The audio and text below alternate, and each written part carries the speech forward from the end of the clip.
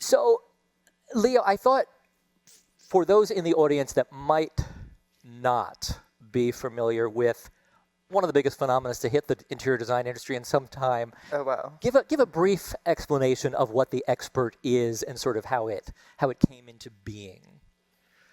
Wow, well, firstly, thanks for having us. Absolutely.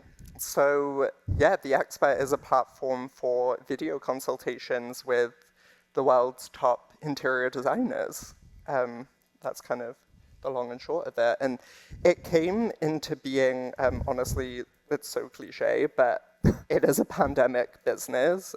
Totally. Hopefully we'll live on far beyond the pandemic, but we did have the idea due to everything going online. And essentially, the idea came about because Jake moved in with my boyfriend and me during the pandemic at the beginning of lockdown. My prior business wasn't able to get off the ground because it was like a physical office product, so like the worst timing ever. And so I had time on my hands. Jake was busier than ever, and I was like, how can I help you? So he was like, just like, you know, monitor my DMs and just like let me know what's going on the gram. And so I, being the nosy person I am, would kind of like monitor his DMs, and I was like blown away by the number of people who were kind of just asking him for advice and help with their home. Obviously, everyone was stuck at home. They all kind of wanted a piece of his brain and would just be asking, you know, what's your favorite white? Like, what should I do with this table and whatever? And essentially, long story short, I said to Jake, like, we need to find a way to like break you up into tiny little pieces and charge. Yeah. we need to figure out how to scale Not for Jake, free. as they were just saying. Yes. Exactly. Yes. So it's not like the idea immediately came to us, but people were starting to DM Jake being like, would you do a Skype? Would you do a Zoom, a FaceTime? I'll pay you, whatever. So I was like, and obviously he was like, absolutely not. Like, that's not how I do business. Jake wanted to shut the idea down. Yeah, exactly. Yeah, I didn't support it whatsoever. But kind of being a serial entrepreneur, my wheels were turning, and I was like, okay, but like, just humor me for a second, and can we just pretend that you do Zoom consultations? We'll charge like $1,000, see if anyone wants to I was like, do for it. $1,000, I'll do anything. Yeah, exactly. Don't worry. Money talks. I was You know, like, Jake, it's like, oh, I do have some time. I was like, let me pimp you out. And so essentially, Your words, Leo. Yeah. yeah, exactly. So we kind of like pretended he did it. I was like, just try. I think it will be easy. And like, there's something here. So the couple of people who had asked for a virtual consultation said, yeah, we're down, we'll pay. I was like, okay, here's my Venmo. Wait, who was the first person we spoke to? It was someone in Switzerland, which was so random. And anyway, well, you can talk about your experience when you got on that Zoom. Tell us what the experience was for you. Well, at first, I was very apprehensive because I was very confused how I was about to give advice over Zoom for 55 minutes for someone's house. But ultimately, we got on the camera, and this lovely lady from Sweden? Switzerland. I get very confused all the time when I tell the story. It's Switzerland, Sweden. It's one of those countries. Right, and they're so similar. Wait. They're very similar. It begins with S. It was one of those, you know what I mean? Right, sure. So we got on the camera, and she was walking me through her place, and we started having this incredible conversation, and I realized, wow, this is amazing that I can actually give all of my prior knowledge that I've had from over the years and now give it to this lovely person across the world. And we were giving her advice and telling her where to buy her sofa from, how to lay out her dining room, what lighting to use, like how to get a rug that was bigger than a floor mat for her sofa because she was confused with scale. Sure. And so we did a full breakdown, and I got off the call and I said to Leo, I was like, that was like, if I was her, I would have been so happy because we got so much done in a short amount of time, and she was very grateful. But I also then, next day, I was like, oh my God, do you think she didn't have any positive experience? Because like, what was the takeaway? But then Leo assured me, because he was obviously listening in the whole call. Of course, giving notes. I was like performing for Leo. No, I was like, ultimately on is the this going to call. be a business? Like, this is my market research. Yes. And it was really successful. And then she She gave a loved it. She wanted review. to book Like, how another did she one. messaged and gave a review? Yeah, and she wanted to book another one, and it was like, okay, we have to figure out a way to like do this properly. Like, because build a Venmo is we're going to platform. get checked by the Yeah. tax board. Well, so there's It's true. hopefully that's not going to be a problem. No, we've got the business all set up. Yeah. Now, right. Just in case you're wondering. So- anyone here who's from the tax board, we're Exactly. legit. IRS representatives, they've got it locked down. Our Okay, good. amazing They hired an director of accountant. operations is Yeah. in the audience. She's Yeah, taking notes. she can confirm. Yeah. So I want to jump ahead a little bit now, right? Because what you just talked about, Jake, the ability to recommend items for people to purchase was a lot of the potential of where this business could go, right? So Yeah. you, as you said earlier, Leo, you brought together a group of some of the top designers in the world, many of whom, Jake, seem to be sort of big admirers of yours, friends, and right? And so it certainly was helpful that you were the one doing the ask, I gather. It was definitely a good fit for both of us, because I think if Leo, we would have had to cold call, it would have been very difficult Right. to try and get high-end designers to go online and give advice. Sure. No offense there. No offense No, to you. but I mean, yeah. He's Just saying I'm keeping it not real. connected. Right. Yeah, basically. So so you did reach out to some people and Yeah. and you put together, and the whole thing launches. And when do you realize that this is really catching on? When do you suddenly see, Leo, that this is going to be worth your time and drop Yeah. whatever you're doing and Well, work on? I think the first 50 or 60 designers that we reached out to, essentially they all were saying we have the exact same issue. We're like inundated with requests. We can't take them all on as full service clients. So this is like the exact right thing at the right time for my business. Like, thank you for coming up with a model that enables me to kind of like leverage my following and everyone who I normally have to say no to, and to actually kind of bring a new revenue stream and a new way to connect with my following. So that's kind of when we knew that we were onto something, is honestly the reaction from other top designers. It wasn't until we actually launched in February and everyone posted on the same day, and like the revenue was kind of like blowing up and people were just getting bookings left, right, and center, that we were like, wow, the client demand is really here. Like, people were just Instagram waiting. that day that we launched, and everyone so kindly chose to share on the same day, was like a huge part of the beginning, I think, for the expert, don't you think? Like, I think it just raised awareness, and I think every designer has the same woes, which is, how can I spend less time with clients and more time designing with full service? So everyone, I think all the designers were so excited to be able to connect with a wider audience that was outside of their high-end clientele, and then able to connect with people around the country, around the world. And then all of the feedback we were getting is that it was re-energizing a lot of designers, especially because we were during the pandemic. And I think that it was a really nice outlet for them to connect on such like a broad level and get to speak with people that they would have never spoken to, and vice versa for the customer on the other end. Right. the audience, Is that a client or a designer? Was that a client? A Yeah, designer? One. What are we reacting to there? What are we? Yeah. Well, thank you. Thank you, the lovely Joy Moyler. Oh my God, Joy, we love Yeah. you. Oh my God, Yes. Joy, How nice we is love that? you. How nice is that? Famous Yes. designers in the audience giving a Yes. shout out. So Joy is one of our favorite We paid experts. Joy. Checking.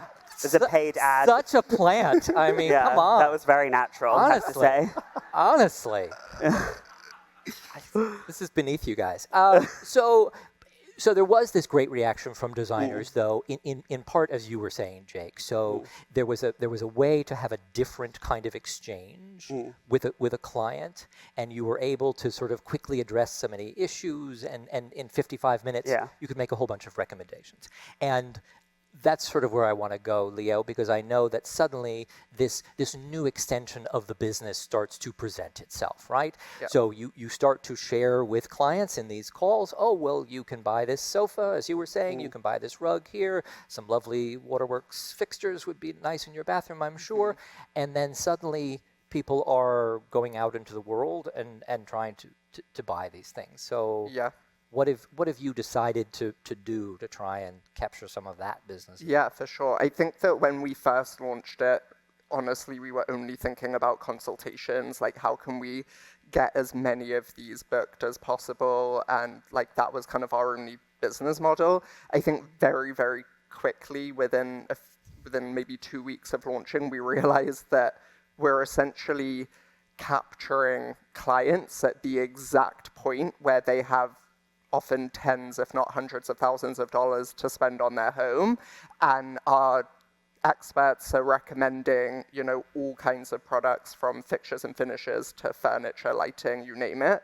And essentially, all of that is completely off platform. So we're not benefiting from that as a platform, and our designers aren't benefiting from that either, because they're essentially providing the client with the information and saying, like, go forth. So immediately we thought we needed to create some sort of a trade service where another part of it is a lot of what our experts were recommending is trade only, whether it's fabrics, wall coverings, or even furniture. And so we set up a team, we call it the trade team or client services. And now when an expert is making recommendations, they essentially funnel our clients through to our trade team, who can essentially procure any of those recommendations directly for them. And obviously, the home ordering process, especially during the pandemic, can be very tricky to navigate and pretty opaque, especially for those who aren't kind of professionals in the industry. And so we've really streamlined that. Our experts are able to earn commission on those recommendations. And this all is leading to kind of our more long-term trajectory. I say long-term, we only launched in February. Hopefully we will launch It's all this moving very quickly. by next February. But we're going to, I can't give away too much information, but we're going to have more of a direct e-commerce offering that is highly curated by all of our experts, because essentially what we realize is people need to be told what to buy by people who they trust. That is not really available in kind of like the home e-commerce product space at the moment, and we really want to bridge that gap, always putting the designer first, because that seems to be what the clients are so kind of drawn to. And just demystifying the whole process. Like, I think with trade only for years in interior design, it's very much like back of house version of how you can order things and what your access is. And I think with the expert, we're trying to democratize it even more so that anyone in any place in the country, in the world, has access to the picks of the top designers all of the time. And I think what's really difficult, like Leo mentioned, is people need to have that like advice and also support from people that they trust, even if they don't know them off the bat. But I think it's in the past, in the interior design industry, there's such a difference between brands and designers. And I think having the designers curate items from these brands while they're on the consultation specifically, it just draws more awareness to the brand when the end user may have had zero access to that company before. We're trying to like bridge the gap between what's available to the average retail customer and kind of like trade secrets all at once. Totally. Okay.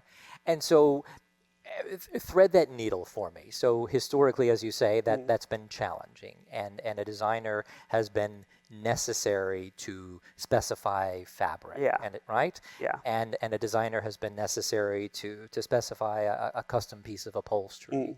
Tell me how, through the expert, you're imagining this process being made easier. Is the designer making these certain recommendations, and then someone...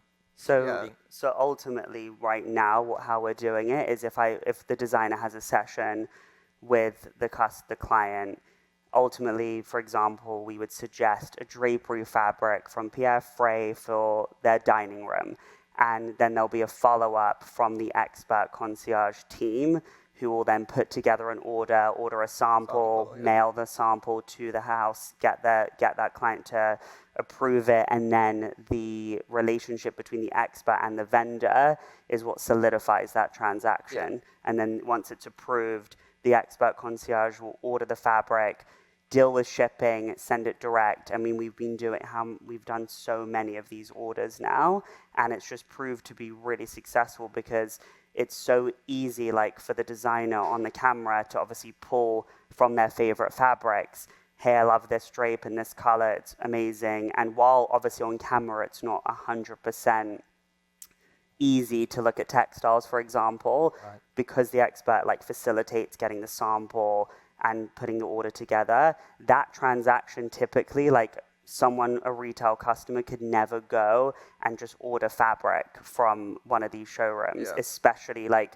not with like the lack of barriers to entry, whereas now it's very straightforward. Yeah, and the showrooms love it because they just deal with us, but obviously they just automatically have so much more business. And and the showrooms want to do this. They want to like evolve their offering and be out there in the world, and I think it just like breaks that barrier down. And where are the designers with this? So historically, designers have often wanted to keep some of their resources very close to the vest and not share them. Yeah. And this seems to be running full on in the other direction. Totally. And, right? And all about sort of sharing these resources. So walk me through that.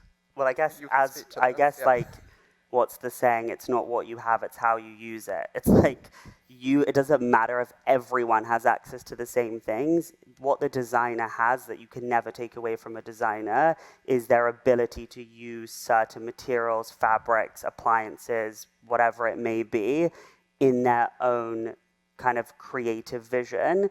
So I think it's almost working with the times versus going against it. I think with social media and Pinterest, Instagram, and the amount of exposure that people are seeing content for interior design has like catapult. I mean, it's like crazy how it's evolved in such a short amount of time.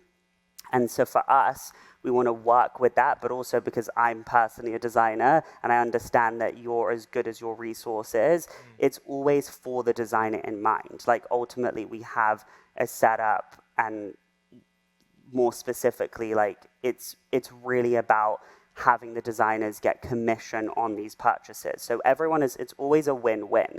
The customer wins, the expert wins because we're connecting people, and also the end user also gets to have this access and get a great product at the end of the day. So I think we're really about encouraging that design is for everyone on a high level, whereas in the past, it's either you're a high-end designer with retained clients or you're on HGTV doing DIY, and there's no in between.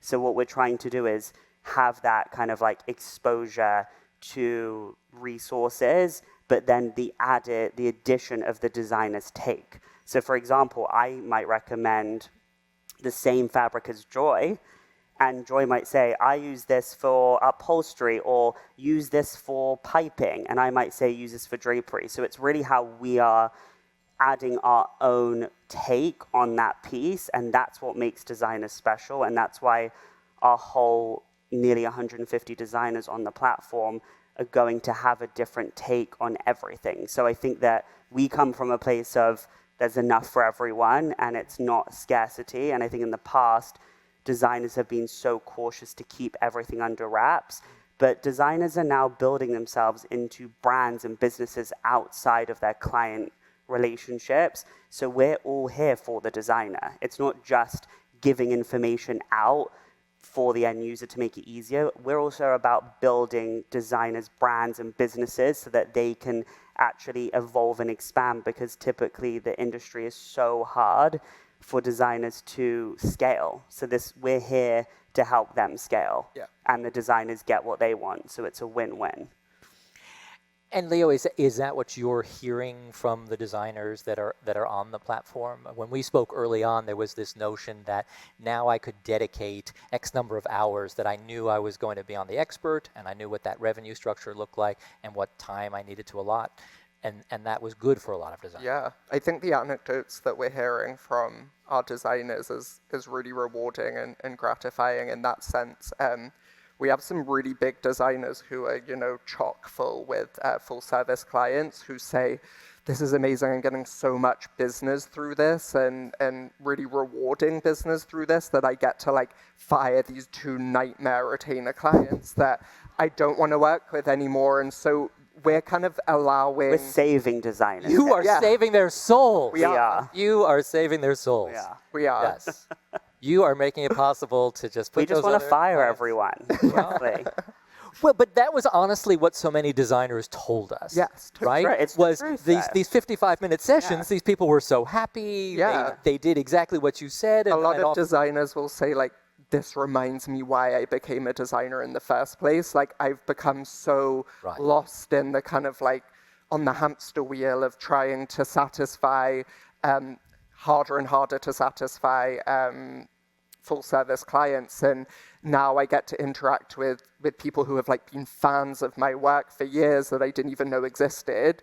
And they're actually hanging on my every word. They're actioning my advice. They're DMing me kind of progress pics along the way, and it just feels so good, and I'm getting paid way more than what my hourly would be with a retainer client. So as Jake said, it really is a win-win. We're not saying by any means that you can eradicate, because the whole point of the platform is that we want to have a home for designers who do incredible work with their high-end designers, because that's what makes it aspirational for everyone else. Yeah, we're not trying to replace it. No, we're just trying to supplement. It's an addition. Yeah. So we're just about to open it up for questions in the audience. So if anyone has any questions, by all means, get ready. But does the Zoom consultation part of the business last when everyone gets back to their before lives or their new lives? Does this stay with us forevermore? Yeah, it does. Yeah, I'm biased, but no. Yes, it's totally going to. Ask the audience. No, I mean, September right now, I think that we're definitely through the worst of the pandemic compared to when we were in lockdown, and we're just growing every week, every month, and I think it's because even though the pandemic kind of normalized Zoom in a way that made clients feel comfortable to work this way, but more importantly, designers like Jake, who had never ever done anything on Zoom before lockdown, now feels comfortable doing high-end design and giving high-end design advice on Zoom. I think it normalized that. But what it essentially did, more importantly, is opened up these designers to people all over the world, all over the country, people, and also from a financial standpoint, made this accessible to so many more people. So essentially, just like conferences like this, now people all over the country can join via Zoom, and it's opened everything up from something that was only in person to now can be virtual. It's really just opened things up for everyone. So I don't think people were doing this just because they were stuck at home. Okay. I think they were doing it because they now had access. Okay, I want to let an audience question. So it looks like we've got a microphone set up right over there.